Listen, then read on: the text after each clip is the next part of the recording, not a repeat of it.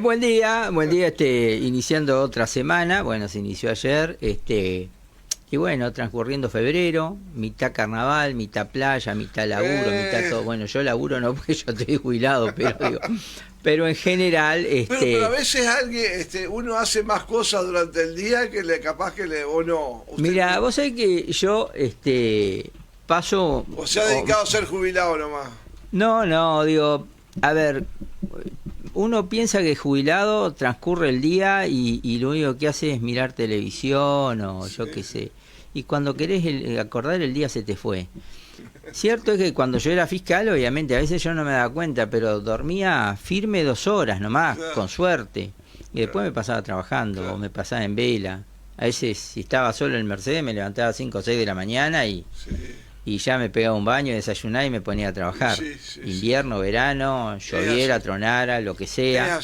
Es así. Cuando te jubilás ya tenés cosas que hacer en tu casa, partiendo de la base que no soy un habilidoso en materia manual, pero siempre tenés cosas que hacer. Y después siempre estar pendiente de los nietos. ¿Ah? La semana pasada que estuvimos varios días en Montevideo cuidando al nieto. Claro. Llevándolo al jardín, trayéndolo, estar acompañando a Carlín, que bueno, que a veces hay que palanquearlo un poco. Lo mismo hacemos con Alana acá en Carmelo. Siempre hay que estar siempre estamos, obviamente, la labor fundamental siempre es de la abuela, pero uno está ahí. Que hacer un mandadito, que hacer esto, que bueno. Exacto. Es así. Bueno, se vino con la camiseta de Uruguay, cuénteme. Esta camiseta de Uruguay es en conmemoración a los 75 años. Si me permitís, Gabriel, me voy a parar. A ver, tiene un detalle. A ver, se ve el 75. Ahí está, sí. Bueno, esto quiere decir que fue una camiseta conmemorativa de los 75 años del triunfo de 1950. Tanto es así que por acá tiene un 1950.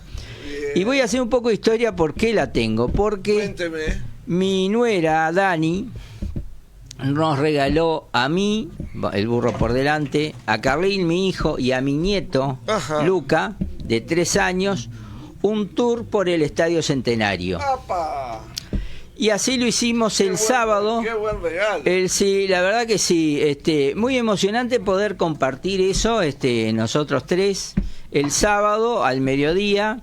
La verdad que mi nieto, el chiquito, se portó espectacular, ¿viste? Se sentó ahí en las sillas preferenciales que hay en el palco oficial, mientras esperaba que viniera el día. Bueno, recorrimos los vestuarios, el estadio, entramos por el túnel. Bueno, vimos el vestuario donde varias veces oficia de local Uruguay y bueno, vimos lo que son los baños de inmersión, el lugar donde si está lloviendo mucho los jugadores hacen los ejercicios precompetitivos. Entramos al campo de juego. Yo no sabía esto o no me acordaba, pero el arco de la Colombes tiene una placa en honor a Luis Suárez por el ser el máximo goleador de la selección uruguaya. Bueno, la entrada es por un restaurante que tiene el estadio en la Tribuna América. La verdad que se come muy bien porque almorzamos ahí con la familia. Qué lindos detalles, ¿eh? Sí, y después de tarde el tour... ¿Cómo se llama su nuera? Daniela Camargo. Un saludo para Dani. Daniela Camargo, que ya pasó el aviso, es ortodoncista y tiene una clínica en Montevideo que está muy buena. Así que a los carmelitanos que si quieren... pasamos a Dani la factura después. Ahí está, es ortodoncista muy buena, tiene una clínica odontológica. Bien. Así que le pagó el... Sí, el tour. Y fuimos después de tarde al Museo del Fútbol Uruguayo, que es en la Tribuna Olímpica. Por ejemplo, los jubilados sale 70 pesos la entrada, ¿no? Pero eso ya estaba incluido en el tour. Y de lunes a viernes, nosotros fuimos el sábado, de lunes a viernes uno tiene la posibilidad de subir a la Torre de los Homenajes. Estuvimos en la Tribuna Olímpica los tres. Y bueno... Y la verdad que una reflexión que yo saco, digo, qué notable el fútbol uruguayo que pueda mostrar todo eso. Es decir, desde 1916 a la fecha. Es decir, yo obviamente no entré a mirar en detalles, voy a ir una próxima vez, pero porque andábamos con el chiquito, ¿no? Y la verdad que se portó espectacular el chiquito, Bien, pero, bien. ¿viste? ¿Cómo se llama el niño? Luca. Bueno. Luca un Carlos, saludo. es decir que es Carlos IV. Un saludo a Mi Luca. padre era Carlos I, yo soy Carlos también, Carlos II, Carlín, Carlos III y Luca IV.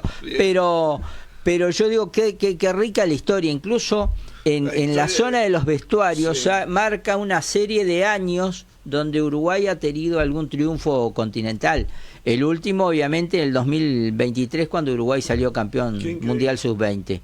¿Y cuántas selecciones del mundo pueden mostrar eso? Y yo creo que muy poca. No mucho. Salvo Brasil, Argentina, Alemania, ahora España y Francia, Inglaterra algo. Pero después, en América, salvo a Brasil y Argentina, ninguna. Olvídate. Entonces, eso habla de la rica historia y vuelve a reiterar un hecho que algunos dirán, mirá el bolazo que dice yo, vos sabés que sigo diciendo, por ser importante, por nuestro ser nacional, por qué es lo que nos identifica, que tendría que darse la historia del fútbol uruguayo en las escuelas y en los liceos, ¿no? Cierto. Usted lo ha Como mencionado muchas una veces. idea de sentido de pertenencia. Sí. Bueno, pero así que ya te digo, esta camiseta celeste, Luz me hacía notar que este color es más claro del Sí, que más se usa claro, ahora, es sí, cierto, sí, es más clarito. es cierto. Y mirá la reflexión que te voy a hacer. A ver. Y este color es muy parecido, esta camiseta así, si sacás el escudo. símbolo, a la camiseta de Lito cuando salió campeón en 1966 en Carmelo. Mirá Es muy parecido. Si vos mirabas, era el equipo Uruguay en pinta, es decir, camiseta Qué linda. celeste, más o menos de este color, pantalón negro y medias negras con un vivo celeste arriba. Así Qué era la linda camiseta de analogía. Lito. Así Me que gustó, me gustó. bueno, un saludo a los Muy directivos e hinchas de Lito y al club Lito en general. Pero bueno, como todo, hay mucha información. A ver, cuénteme. Ya que estamos hablando un poco de relacionada a la historia, el 8 de febrero de 1942 Uruguay salía nuevamente campeón sudamericano, ganándole a Argentina.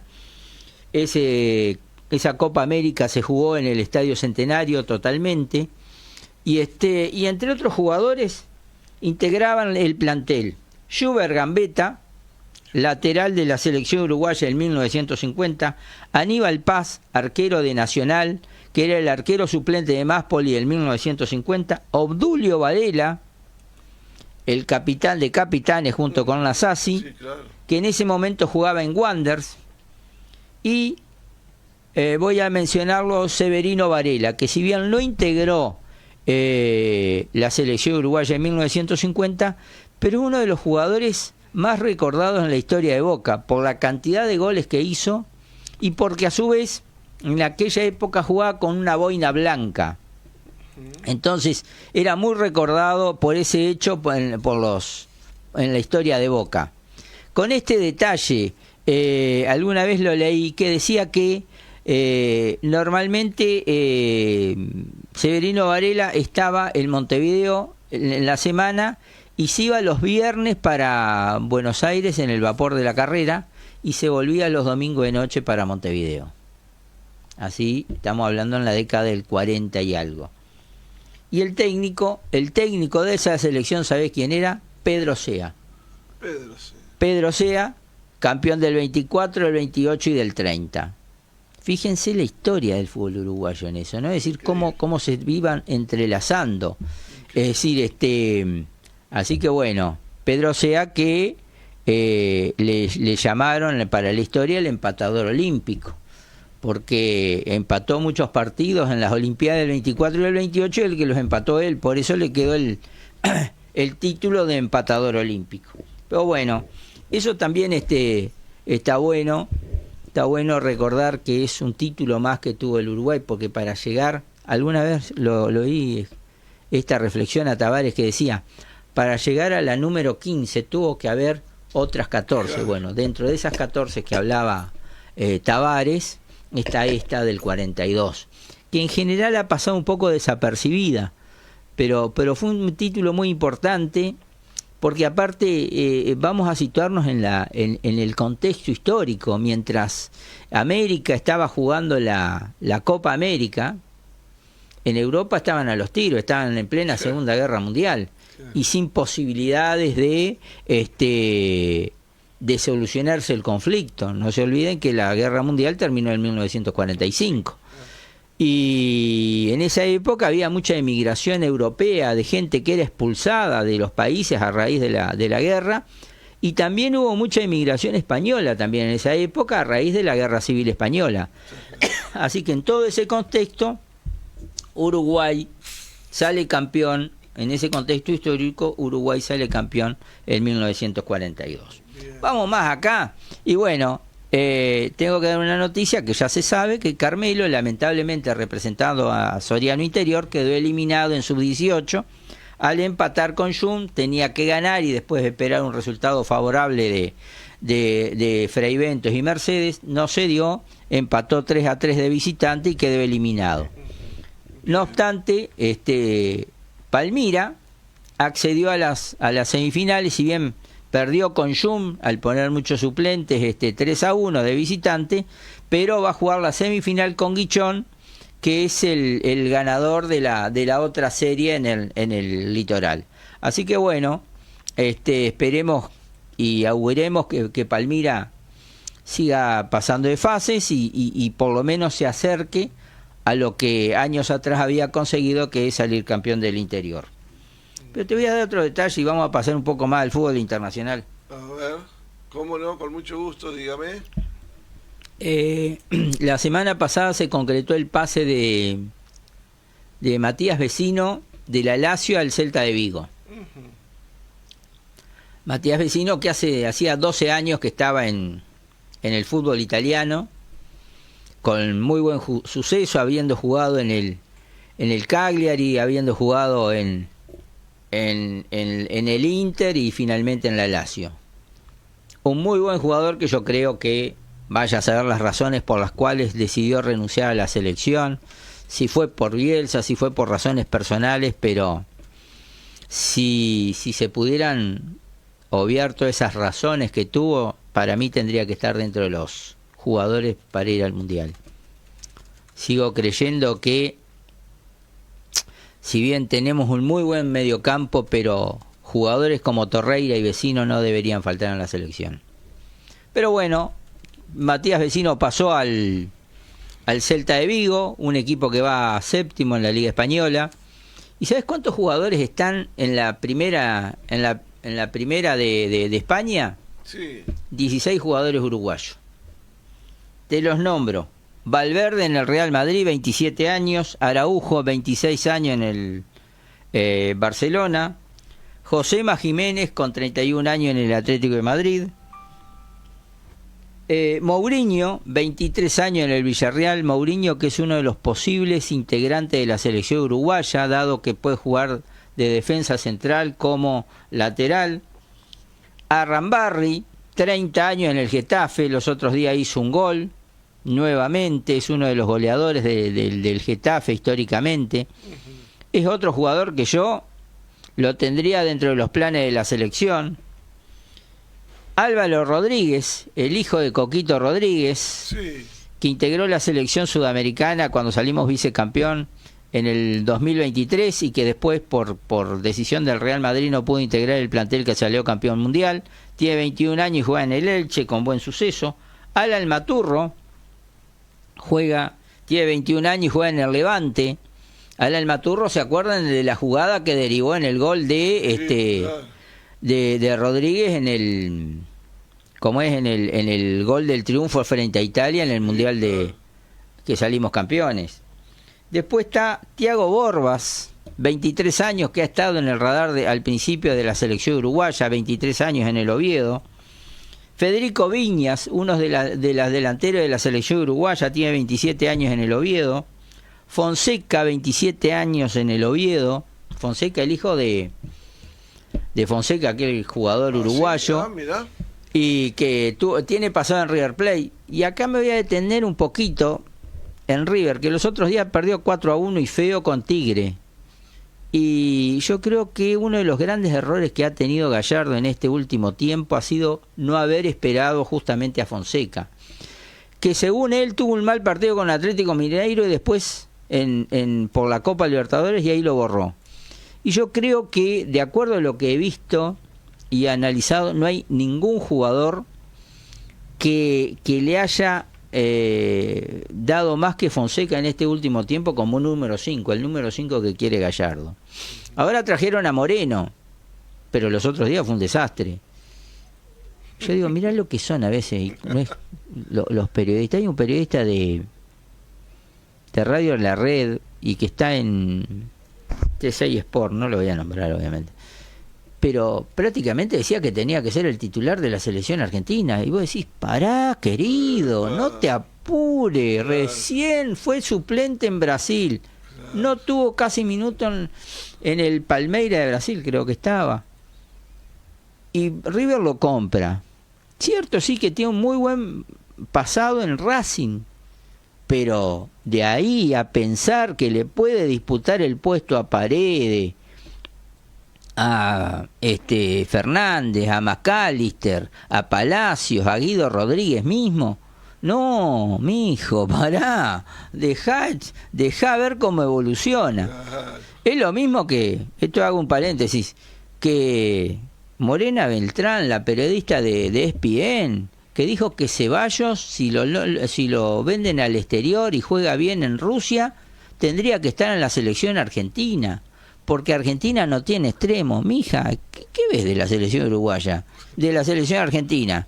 Tenés a ¿cómo es? Tenés a Molina en el lateral, pero tenés a Giovanni Simeone, tenés al otro a Thiago Almada, tiene a González, y va a poner a Ceballos, que recién le dio 3 veces seguida la pelota bien. Pará. Yo digo, es notable, ¿viste? Porque a veces vos decís, y estamos hablando periodistas de Argentina con una selección base, campeona del mundo, y con jugadores que se destacan por todos lados. No. Por algo, el técnico Scaloni, sí, que ha demostrado su capacidad en saber armar un plantel y saber captar jugadores, no están en los planes ni Moreno ni Ceballos. Bueno, pero estos tiran nombres, será para alargar este nombre y a ver qué pasa. A ver qué bueno, vamos a seguir. Después está Boselli, que tenía pasado en River, campeón con la selección sub-20, tiene 22 años, está en el Getafe, Vecino con 34 años en el Celta. Carlos Benavides, ¿te suena? No, el cantante, juega al fútbol también. 27 años, juega en el Alavés, a veces está, otras veces no está, con pasado en Defensora e Independiente, y fue uno de los que integró la selección campeona sudamericana en 2017, donde estaban Bentancur, Valverde y otros jugadores más. Es de esa generación. Leandro Cabrera, ¿te suena? No. Hace años juega en el Español de Barcelona. Fernando me suena, pero canta también. Es de la generación de Vecino, integró la selección uruguaya juvenil en el 2011 y nunca estuvo en los radares de la selección uruguaya. Pero desde hace años, desde cuando estaba en la selección juvenil, se mantiene en España, y hace unos 5 o 6 años que es un puntal en el Español de Barcelona. Ajá. Y terminamos con el Pacha Espino, 34 años en Rayo Vallecano, y Estuani, 39 años en el Girona. 39 años Estuani. Y los otros días se dio un hecho singular. Hubo un penal a favor de Girona sobre la hora, y el técnico lo hace ingresar para patear el penal. Y se lo atajan. Y bueno, son cosas que pueden pasar en el fútbol. Y ya que estamos en el Girona, vamos a hablar de Ter Stegen. Ter Stegen había dejado el Barcelona para ir al Girona, para tener minutos con vistas a poder integrar la selección alemana en el próximo Mundial. Sí. Tanto es así que el técnico del Girona, Michel, dejó como suplente a Gazzaniga, que es un argentino que está atajando muy bien, que yo tendría que estar en los planes de la selección argentina. Yo, Carlos Chargoña, digo, por lo que he visto, Gazzaniga tendría que estar en los planes, pero Ter Stegen agarró la titularidad y jugó 2 partidos. Contra el Getafe y el Oviedo. Y en este último partido se lesionó gravemente en el isquiotibial izquierdo. Y los otros días lo operaron en Finlandia. Y bueno, va a empezar un periodo de recuperación que va a ser de 4 o 5 meses. Pobre Ter Stegen, que yo alguna vez lo conté, estuvo como 8 meses a raíz de una lesión en la espalda y de una operación. Y tuvo un problema familiar complicado porque, claro, contrató un personal training y son esas cosas que pasan. Y la esposa se enganchó con el personal training. Ay, no me Pobre, viste, va de mal en peor, pobre Ter Stegen, porque perdió, a raíz de su lesión, perdió la titularidad en el Barcelona. Cuando regresó, el técnico dijo que no lo iba a tener en cuenta porque tenía a Joan García y a Szczęsny, que tuvo muy buena temporada la temporada pasada con el Barcelona. Por lo tanto, no tenía lugar para Hans Flick y buscó otros horizontes justamente en el Girona. Girona, que es una ciudad de la comunidad de Barcelona. Y había ido a préstamo sin cargo. Y fíjate vos que se lesiona y ahora aparentemente no tiene chances de llegar al Mundial en condiciones. Bueno, son esas cosas que pasan. Y a propósito de Joan García, que es el arquero titular del Barcelona, en estos momentos, sobre todo a partir de Barcelona, se ha instalado una discusión bastante grande por el arco de España, porque sobre todo la prensa de Barcelona entiende que el titular de la selección española justamente tiene que ser Joan García por encima de Unai Simón, y entienden que el momento de Joan García es superior al de Unai Simón, arquero del Bilbao, y de David Raya, que es el arquero titular del Arsenal. Bueno, ojalá nosotros tuviéramos esa discusión, ¿no? Ojalá. Yo estoy esperando a ver si Muslera se recupera y obviamente que Bielsa lo llame y le diga: estimado Fernando, te necesito. Pero bueno, ojalá tuviéramos esa discusión como los españoles. Pero bueno, siguiendo con las noticias, voy a hacer una anécdota. Viste que el fútbol está lleno de personajes. Sí, claro. Yo me acuerdo hace añares que yo compraba el gráfico, había una parte de la revista El Gráfico, una página que se dedicaba a contar anécdotas de fútbol. Sí. Y dentro de esos personajes que tuvo el fútbol argentino, el fútbol mundial, pero el fútbol argentino, estaba Pedro Marcheta, técnico en varios equipos. Nunca fue técnico ni de River ni de Boca. Ajá. Pero de los demás equipos, de casi todo. En la B, en la A, en el Nacional B, en la B Metropolitana, un técnico con vasta trayectoria. Y esta anécdota de la década del 80, no dice el equipo, pero dice que se había lesionado el arquero titular y entonces preparó toda la semana el arquero suplente, para que fuera titular. Iban al partido y el equipo de Marcheta, con este arquero suplente, pierde 4-0. Muchacho joven era. Entonces al otro día va y le dice: Pedro, no cuente más conmigo porque voy a dejar el fútbol. Después de esto voy a dejar el fútbol. Y Pedro Marcheta dice: pero muchacho, me lo hubiese dicho antes del partido y lo tenía en cuenta. Como diciendo, después que te encajaron 4 goles. Pero bueno, así que ahí está. Me hubiera avisado antes. Ahora, fíjate vos a veces cómo se manejan, que a veces a propósito de algunos comentarios que yo he hecho, por ejemplo, que nos llega, por ejemplo, el caso de Petit, de acá de Carmelo, o de otros jugadores. Pero fíjate a veces cómo se manejan los clubes, los empresarios y demás. ¿Te suena Anselmino? No, para nada. Anselmino es uno de los defensas centrales más promisorios de los últimos tiempos que había sacado Boca. Tanto es así que no llegó a jugar una temporada en Boca de titular y fue vendido al Chelsea. El Chelsea dijo: bueno, para que agarre minutos y demás, dado que tenemos el cupo cubierto, estamos hablando del Chelsea, no estamos hablando, no sé, el Wolverhampton. No, estamos hablando, el Chelsea decide cederlo al Borussia Dortmund para que agarrara minutos. Y la verdad que la actuación de Anselmino en el Borussia Dortmund ha sido muy buena, jugando muchos partidos, algunos de titular, otros de suplente, pero estando ahí en la convocatoria. Él estaba muy conforme por la evolución que había tenido en el Borussia Dortmund, que se había adaptado a Europa. Y bueno, en determinado momento Chelsea cambia de técnico, el técnico campeón de la Copa Mundial de Clubes, ¿no?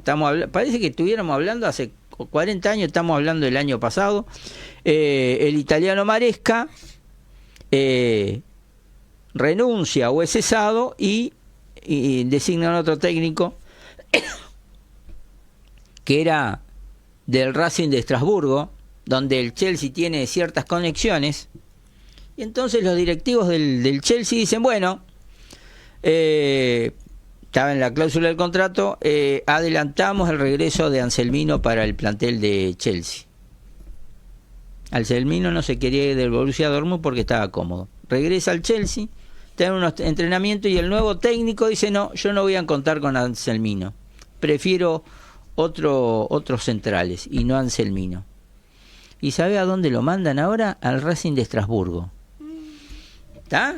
Que está mitad de tabla, un poco para arriba en el campeonato francés. Y vos decís, te querés matar, pero te das cuenta lo que es a veces, y estamos hablando de estos pobres muchachos que la van peleando, sino estamos hablando de un jugador promisorio de Boca, un jugador que había sido comprado por el Chelsea, un jugador que había sido cedido al Borussia Dortmund, que está peleando o está jugando la Champions, y así todos le dicen no. ¿Para qué? Para que no juegue la Champions, para que no juegue otro campeonato europeo, a ir a un club de Francia que está a mitad de tabla, un poco para arriba. Y vos decís, ¿y dónde queda la persona? Nada, no importa la persona. Pero bueno, estos son un poco algunos comentarios para que se vea a veces cómo es el manejo del fútbol. Bueno, por otro lado, la Quintana, sí, uno de los extremos de la selección uruguaya o posible integrante de los extremos, jugaba en el Bergantino de Brasil. Que no nos sobran. Que no nos sobran, lamentablemente. Y bueno, pero ahora pasó al Huesca de España, de la segunda división. Que no vaya a pensar que está peleando el campeonato para ascender. No. Está de mitad de tabla para abajo, está peleando el descenso. Supuestamente va al Huesca de España, un poco recién lo que estaba diciendo Anselmino, para tener minutos y a ver llegar a las mejores condiciones para el Mundial. Supuestamente, y está dentro de las condiciones de los elegibles. La verdad que a veces cuesta un poco entender el manejo de los dirigentes, de los empresarios, del fútbol, y cuando toca jugadores uruguayos a mí me da no sé qué, claro, porque estamos ahí nomás del Mundial. Lo único que uno tiene que rezar, si cree en Dios, o encomendarse a todas las estrellas o a lo que sea, para que no se lesione ningún jugador de Uruguay, ¿no? Pero bueno. Ahora, yo no sé si fue consecuencia de la ida del presidente Orsi a China o fue casualidad, pero el AUF ha suscrito un convenio, es como un contrato preliminar con una empresa china para reformar el Estadio Centenario. No sé, digo, la verdad que el Estadio Centenario, si bien fue una obra faraónica que se hizo en 9 meses por el arquitecto Escaso, la verdad que necesita reformas. Tanto así que los otros días lo visité, digo, pensar que las plateas están desde por lo menos de cuando yo era niño, es decir, hace más de 60 años. Las tribunas en general no han tenido mayores cambios desde el Mundialito del 80 y alguna reforma que se hizo para la Copa América del 95 para acá. Es decir, ha habido muy pocas incorporaciones de mejorar el estadio, más allá de alguna pintura, más allá de alguna refacción. Y obviamente ha quedado bastante para atrás de acuerdo a lo que es el fútbol actual. Yo voy a hacer alguna comparación de acuerdo a lo que uno a veces ve por televisión. el vestuario de Uruguay cuando juega de local y dista bastante de lo que son los vestuarios del Real Madrid, del Barcelona o del Ajax en Holanda o del Inter y el Milan en el San Siro de Milán. Yo que sé, por ejemplo, ¿no? Digo los que ahora me acuerdo de la Premier. De todas maneras, yo creo que es necesario, yo creo que va a ser una de las condiciones de la FIFA para que el Estadio Centenario sea una de las sedes del Mundial de 2030. He leído que Uruguay está haciendo gestiones para que por lo menos los 3 partidos de la fase de grupos, que obviamente le va a tocar por ser una de las sedes, así como ahora es México, Estados Unidos y Canadá, bueno, Uruguay va a ser una de las sedes del Mundial del 2030, que bueno, que los 3 partidos de Uruguay se jueguen acá en Uruguay. Bueno, vamos a ver, todavía todo eso está en conversaciones. Ya que estamos, vamos a hablar un poquito de la segunda división del fútbol uruguayo, que ya se fijaron los detalles. Se va a jugar como se ha hecho en los últimos años, con un torneo competencia, dividido en 2 grupos, y lo que se llama la fase regular, que clasifica al campeón y vicecampeón directamente al ascenso, y después unos playoffs, que es entre el tercero y el sexto, para definir el tercer ascenso. En cuanto al descenso, se piensa que los 2 últimos jueguen un repechaje contra el tercero y cuarto de la Divisional C, ya que el primero y segundo de la Divisional C ascienden directamente. El objetivo es aumentar para el 2027 de 14 a 16 equipos. Por otro lado, la Divisional C, que tiene algunos equipos un poco, no digo llamativos, pero en algunos casos históricos, en algunos casos que, bueno, pueden llamar la atención. Tenemos los históricos como Rampla, que es por primera vez el Rampla, que hasta hace 2 temporadas estaba en la Divisional A. El año pasado jugó en la Divisional B y descendió. Bueno, Rampla, un histórico, va a jugar en la Divisional C. Sudamérica, que hace unos cuantos años que está en la Divisional C, también un histórico. Huracán Buceo, el famoso del Topollillo de la década, a fines de la década del 69 y el 70, donde jugó un carmelitano, Hugo Dardo Cabral, en ese extraordinario equipo que el triángulo final era Aguerre, Dalmao y Cabral, y tenía como una de las figuras destacadas a Luis Villalba, que luego jugó en Peñarol, o como número 10 a Traverso. Bueno, ese equipo de Huracán Buceo hace varios años está en la Divisional C, o también Bellavista, que, bueno, si será importante Bellavista, que fue campeón uruguayo y fue el club del Mariscal Nasasi. Bueno, el club Bellavista sigue en la Divisional C desde hace unos cuantos años, bueno, pero estos equipos siempre son animadores, junto con algunos equipos del interior, Deportivo Colonia, Salto, Artigas, que va a ser dirigido nuevamente por Carlos Bueno, y ayudante de campo va a ser Rubén Paz, y Rocha, que llegó a ser campeón de la apertura acá en Uruguay. Y a eso se suma el LSM, el club de Luis Suárez, que tuvo algunas incorporaciones importantes para lo que es la divisional. Mario Rizzo, con pasado en Nacional, en Defensor, jugando en el exterior. Cristian Almeida, que jugó en Defensa y Justicia, en Liverpool, en River, jugó en Nacional también. Y Rodrigo Amaral. Y me voy a detener un poquito a Rodrigo Amaral.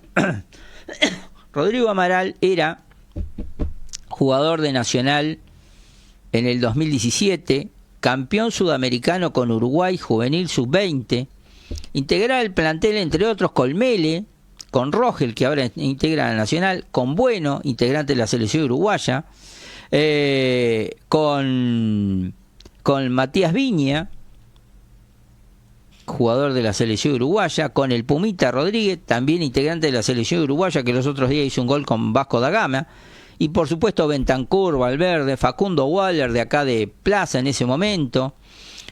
Bueno, ese muchacho de la Cruz también era uno de los jugadores importantes. Chiapacase, que después se fue quedando, era el mejor jugador que tenía Uruguay en ese momento, y otro de los mejores jugadores que se nombraba era justamente Rodrigo Amaral.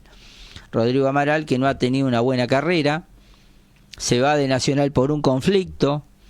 Yo creo que hubo un mal manejo del entorno del jugador y de los representantes. Bueno, jugó muchos años en Bolivia, jugó en el Bolívar, jugó en The Stronger, creo en Oriente Petrolero, y bueno, y ahora va a integrar el plantel del LSM, el club de Luis Suárez y Messi, en la Divisional C. Otro equipo que nos va a llamar la atención es el Sportivo Bella Italia, que es de Fernando Muslera. Y bueno, estos son un poco, pero son 29 equipos divididos en dos grupos. Estos 29 equipos van a luchar por 2 lugares para ascender, y un tercero que va a salir de ese repechaje, supuestamente que va a ser entre los 2 últimos de la Divisional B y el tercero y cuarto de la Divisional C. Así que bueno, vamos a ver qué pasa.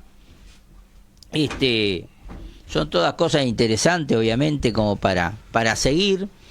Por otro lado, Juventud de las Piedras tuvo su bautismo de fuego en la Copa Libertadores, jugando la primera fase, y perdió con la Universidad Católica, así que va a tener que ir a Universidad Católica de Ecuador, va a tener que ir a Ecuador a revertir la situación para poder seguir avanzando.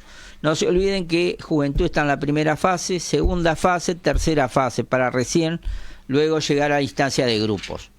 Por otro lado, empezó el campeonato uruguayo. Bien ahí. Sin mayores sorpresas. Albion perdió 2-1 con Liverpool. Liverpool yo creo que es uno de los posibles candidatos para obtener la apertura junto con Peñarol y Nacional. Wander y Defensor empataron. Progreso perdió 3-0 con Central. Peñarol le ganó 3-1 a Montevideo City Torque. Juventud de Las Piedras perdió 1-0 con Cerro Largo. Racing perdió 4-2 con Deportivo Maldonado, que viene de la Divisional B. Boston River perdió 2-1 con Nacional. Y Cerro y Danubio, Cerro perdió 1-0 con Danubio. Danubio se está recomponiendo, Defensor también. Capaz que junto con Boston River son los equipos que pueden ahí empezar a participar un poco más junto con Peñarol, Nacional y Liverpool. Pueden ser la sorpresa. Ahora, si analizamos cómo jugaron tanto Peñarol y Nacional, no hubo muchas variantes. En cuanto a Peñarol, jugó con Brito, Ferreira, Escobar, luego Matías González, Gularte y Laxal. Muy buen partido de Laxal, ojalá jugando en el lateral izquierdo, pero yo lo veo más como extremo. ¿Lo ve que responda? Y yo creo que sí, aparte de un jugador de experiencia, con pasado en selección y con buenas actuaciones en general. Hay veces que los jugadores vos los ven en la selección y responden, porque la selección es una cosa muy especial, pero en sus equipos hay muchos jugadores y a veces no han tenido la posibilidad. Se mantuvo muchos años jugando en Rusia. Después ese mediocampo Remedi y Trindade, yo creo que Peñarol no lo va a cambiar. Y adelante, bueno, tiene algunas dudas. Toñi jugó bien, Leo Fernández jugó bien, y el otro extremo fue Muletaler. Después entró Darias, y adelante jugó Arezzo, y en el segundo tiempo entró Batista. No hay mayores comentarios, solamente decir que Peñarol incorporó a Lemos, Mauricio Lemos, que había estado casi por firmar con Defensor. Mauricio Lemos, que viene del Vasco da Gama y hace como 6-7 meses que no juega. Y a último momento, antes de poner la firma, se va para Peñarol. Molestó bastante a Defensor. Yo creo que es una buena incorporación de Peñarol, teniendo en cuenta las dificultades físicas que ha tenido en los últimos tiempos en la Nahuel Herrera. Mauricio Lemos, también con pasado en selección uruguaya en la época de Tavares, integrante del plantel que jugó el Mundial 2018. Llegó a algún partido de eliminatorias y fue integrante de la selección juvenil en el 2015, formando dupla con Cavaco, otro jugador que ha desaparecido del mapa, sigue jugando en España, pero en ni siquiera en la segunda división.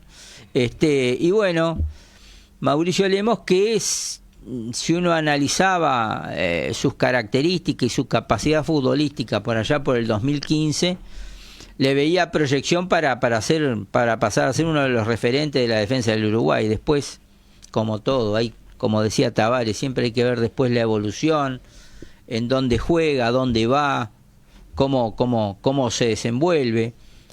Y bueno, la verdad que un jugador que yo creía que iba a tener una proyección mayor, bueno, ahora terminó en Peñarol y esperemos que tenga la posibilidad de por lo menos dar su mejor versión, algo que no pasó por ejemplo con Gastón Silva, también pasó en selección. Pero yo creo que Peñarol va encontrando su equipo. No hay mayores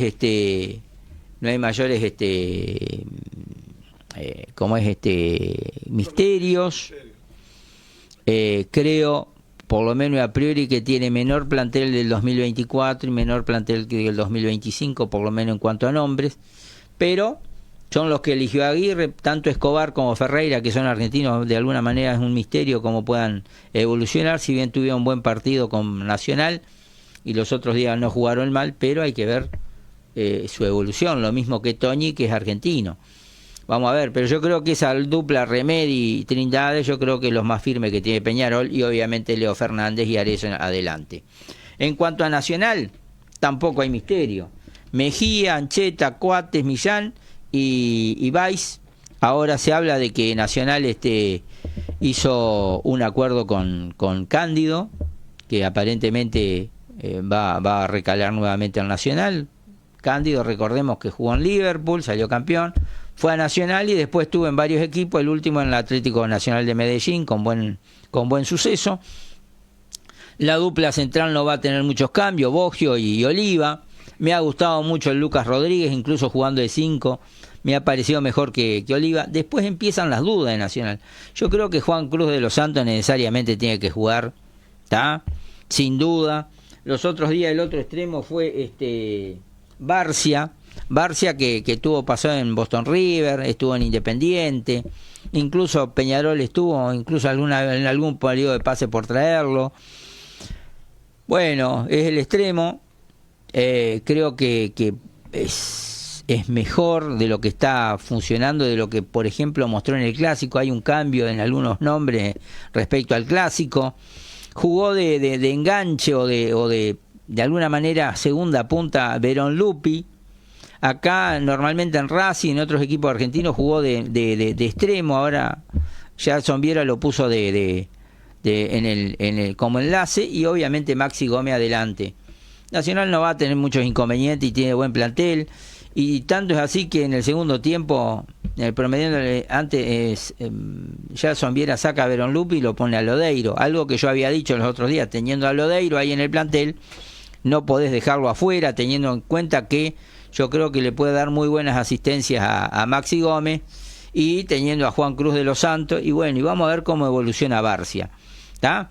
Los otros días, en lugar de Juan Cruz de los Santos, entró Rodrigo Martínez, un chico de 17 años, lo mismo que Dos Santos, de 17 años, que había jugado en el Clásico. Se ve que es una apuesta que está haciendo Nacional de ir probando jugadores de las divisiones inferiores.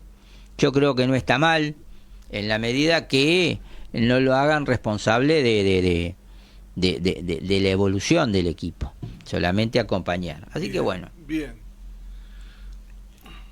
No sé cómo andamos de tiempo. No, tengo un comentario del amigo Roberto acá. Dice: ¿sabías que en el 50 Julio Pérez jugó con el número 8 en color rojo? Sí. Un dato para el doctor. El mundo sí. del fútbol está impresionante. Sí, tanto es así que yo tengo una camiseta. Ajá.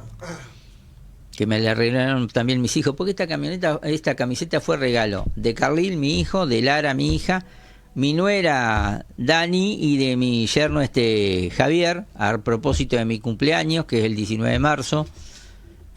Por eso la justicia y la educación es un apostolado. Bueno, me la regalaron por ese motivo del cumpleaños.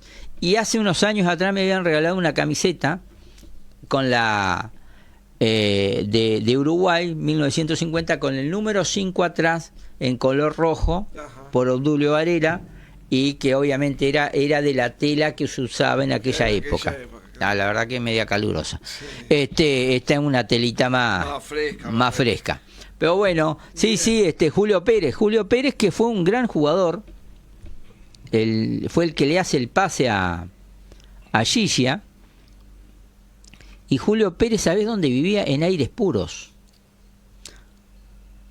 Con el premio que recibieron en 1950, mirá la época, estamos hablando campeón mundial. Campeón mundial, a ver. La señora contaba que gracias a eso se compraron un terreno y construyeron la casa en Aires Puros. No estamos hablando ni Pocito, ni Carrasco, ni... Aires Puros, las afueras, Montevideo. Sí, en aquella época era casi las afueras, ¿eh? Donde... Rural. Esa, en aquella época.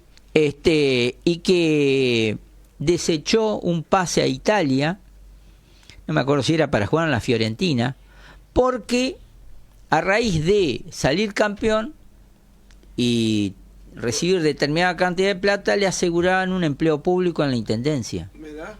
Creo que en la intendencia, sí. Entonces prefirió la seguridad de tener un sueldo que fijo, la fama y de ir a que iba a ganar mucho más, pero... era un ratito. Era un ratito. Fíjate vos, en aquella época, estamos hablando campeones mundiales, no estamos hablando campeón del campeonato de Carmelo, no, estamos hablando campeones mundiales. Fíjate vos cómo han cambiado las épocas, ¿no?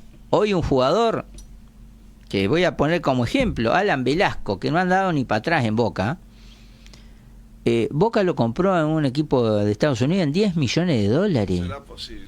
¿Está? $10 millones. Bueno, y a propósito de eso... ¿Qué más tenemos por ahí? A ver. A propósito de eso... Ajá. Las ligas que más han gastado al comienzo de 2026 son la Premier, 453 millones de euros. La Serie A italiana, 243 millones de euros. La Liga de Brasil, 202 millones de euros. No se puede creer. Bueno, España, un modesto 75 millones de euros, está en octavo lugar. Pero con esta salvedad, que lo fuerte de la inversión de los equipos europeos no es justamente en este periodo de pase, sino en el periodo de pase de verano. Pero Brasil, estamos hablando a comienzo de año, se gastó 202 millones de euros. Que el pase más renombrado fue de Luca Paquetá, que dejó el West Ham de Inglaterra, de la Premier, para ir al Flamengo, en una cifra que ronda los 40 millones de euros. No. Y entonces uno lo compara. ¿Y entonces cuánto valdría Julio Pérez hoy? O Gigia, o Míguez, o Schiaffino, o Obdulio Varela, o Matías González, o Eusebio Tejera, o Juber Gambetta, o Rodríguez Andrade, para nombrar algunos de los campeones mundiales, o el patrullero Viral, o Morán, que tenía 22 años, o el arquero Máspoli. ¿Cuánto saldrían esos jugadores? ¿Está? Porque hay jugadores que salen $10 millones, te hablan como si fuera... Sí, Pará, querido. Por eso es que... Y hoy escuchaba a los periodistas argentinos ahí en Radio La Red que decían, en la Argentina se vende muy barato los jugadores. ¡Pah! Entonces, ¿qué queda para nosotros? ¿Qué queda para nosotros? Que uno de los mejores jugadores del campeonato uruguayo, que fue Ignacio Sosa, fue vendido al Bragantino y no llegó a los $4 millones. Bueno. Sigamos, ¿qué más tenemos? Sigamos, bueno, tenemos un montón. Bueno, 5 minutos. 5 minutos, bueno. La buena noticia para la selección uruguaya es que Ronald Araujo está volviendo a jugar. Ha sido muy elogiado por el técnico del Barcelona, Hans Flick. Los otros días hizo el gol del triunfo en la Copa del Rey contra el Albacete. Así que bueno, esto es positivo para la selección uruguaya. Recordemos que... Espérate un poco que por acá lo tengo. La Liga Española, para un poquito que... Viste que la Copa del Rey, Albacete 1, Barcelona 2, Valencia 1, Atlético de Bilbao 2, Alavés 2, Real Sociedad 3, Betis 0, Atlético de Madrid 1. Fíjate vos, Atlético de Madrid 5. Y resulta que jugaron el fin de semana y el que ganó fue el Betis 1-0 el Atlético de Madrid. Bueno, las semifinales son miércoles 11, es decir, mañana a las 17 horas, Atlético Bilbao y Real Sociedad, los dos equipos vascos. Y la otra semifinal el jueves, Atlético Madrid-Barcelona a las 17 horas. Y la semana que viene, mejor dicho, el 3 de marzo juegan Barcelona, Atlético de Madrid, Real Sociedad y Atlético Bilbao. Para el País Vasco es algo notable porque uno de los equipos vascos va a jugar a la final de la Copa del Rey, que para ellos es muy importante. ¿Vos alguna vez viste el País Vasco, las noticias? Sí, alguna vez. Bueno. No es algo que siga habitualmente. No, yo en una época lo seguía bastante, sobre todo las noticias del País Vasco. Y cuando daban las noticias del fútbol, primero el periodista analizaba el resultado y cómo le fue a los equipos vascos en todas las divisionales. Y después seguían con el resto de las noticias. Seguía con el resto de las noticias de fútbol. No importa, es decir, Real Sociedad, Atlético Bilbao, todo, de la primera hasta la última edición, todo, cómo les había ido, cómo habían jugado, qué esto y aquello. Después la Champions, después todo, es decir, cómo había salido el Barcelona, el Real Madrid, eso después. Pero primero el equipo de eso. Es nacionalismo puro. Eso es nacionalismo puro. Bueno. Nos vamos, doctor. Bueno, nos vamos. Bueno, hay que dar algunas noticias, pero... Sí, dele, la última, dele. La última. Si hoy quieren mirar fútbol, sí, claro. Tienen Tottenham, Newcastle, martes a las 16:30, Chelsea, Leeds United a las 16:30, West Ham con Manchester United 17:15. El Manchester United, que está con 44 puntos, 12 puntos menos que el Arsenal, que va primero con 56, pero se ha ido recomponiendo. El Aston Villa contra el Brighton, miércoles a las 16:30, el Aston Villa con 47 puntos. Una campaña muy buena del técnico Unai Emery, donde el arquero es el Dibu Martínez. Manchester City, que va segundo con 50, contra el Fulham a las 16:30. El Sunderland contra el Liverpool a las 17:15 el miércoles. El Liverpool, que cada vez más, fíjate vos que el Liverpool tiene 39 puntos y el Arsenal tiene 56, 17 puntos menos. Y ¿están acordando de Darwin Núñez? Dice, che, ¿y Darwin? ¿Dónde está Darwin? Bueno, Darwin, que se hablaba de que podía pasar al Fenerbahce. Sí. Creo que al final no se concretó.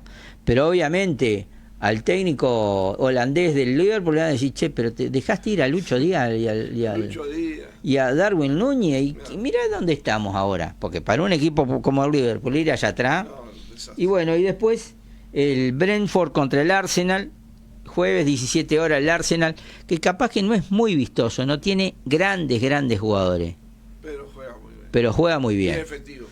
Tiene un jugador que a mí me encanta, que es Declan Rice, la verdad que es para mí de los mejores jugadores, pero tiene Saliba como defensa junto con Gabriel Magaláes, el arquero David Raya, que es español, si bien no te impresiona, pero es un arquero muy solvente, y después un equipo que acompaña muy bien, tiene a David Trossard, que es belga, Gyökeres, ahora volvió también Gabriel Jesús, que está teniendo minutos luego de una lesión. Entonces es un equipo compacto, y eso hace que esté liderando la Premier, y que estaba liderando la Champions, ¿no? Ahora está esperando los resultados que se van a dar en los primeros días de marzo entre los octavos de final para saber cuál es el rival. Pero la verdad que vale la pena. Hay muchos partidos, pero bueno, el fin de semana sigue el campeonato uruguayo. Así que bueno, siempre hay fútbol, y siempre yo personalmente trato de mirar donde hay jugadores uruguayos o un futuro rival si estoy mirando mucho la Liga Española, ¿no? Porque quiera hacer una gran parte de esos jugadores. No se olviden que la base de la selección española es el Barça. Entonces vamos a tener que mirar un poquito más del Barça. Así que bueno, la semana que viene. Hasta cualquier momento, siempre quedan algunos comentarios, pero bueno, que tengan una buena semana, buen carnaval, porque estamos en víspera de carnaval, y bueno, y que ande todo bien. Nos vemos, gracias. Hasta siempre.